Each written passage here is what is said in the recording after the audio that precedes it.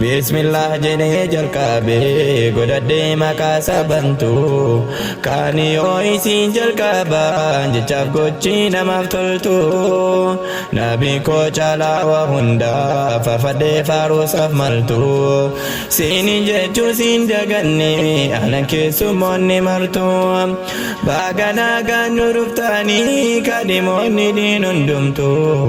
baganaa gaannu dhuftanii kadhimoonni diin مرتو مركزني دار الأرقام برومو من توتا دير برقع علمي سجلي أمتا كان قرآن ربي كست برسي فامو ومشاد لوتا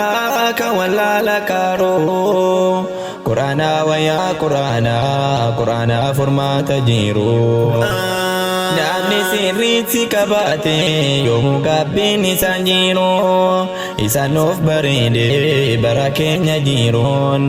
isaan of bareede bara keenya jiruun mucjizaa daddarbaa kan hin qabne daabaa soba afaan qabee dhugaadhaaf lallabaa gaddisaa tokkummaa baroof keessa qabaa kan nama qajeelchu akhlaaqaa fadaabaa isahu hinufu wanisi kitahu ya bokonna jiru aike dubbachuuf jechina fingaa'u nuti simbo harra yeroma hundaa'u rahman nutasisi warratti milkaa'u arratiin hojjenne sirasaa hundaa'u bor jannata keessa sadarkaa ol baa'u baga gammadani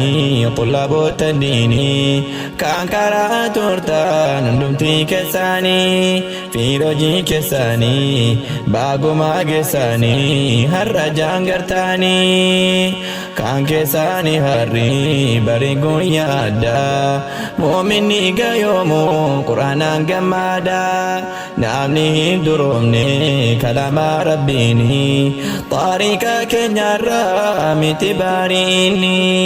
أكنان جدان مصطفى الأميني باقا كيساني قرتاني بوائي فاجا كيساني مركز دار الأرقام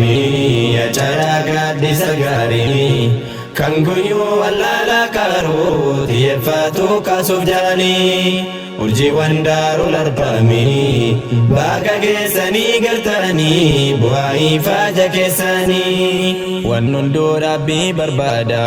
waanuma ittiin socho'u wanti ajajaa hin qabne deeme bakkayyuu hin gaa'u amiiraa markaza daaroo kan diiniif garaa muratte waan hundayyuu caalchifatte kan qur'aana isaa filatte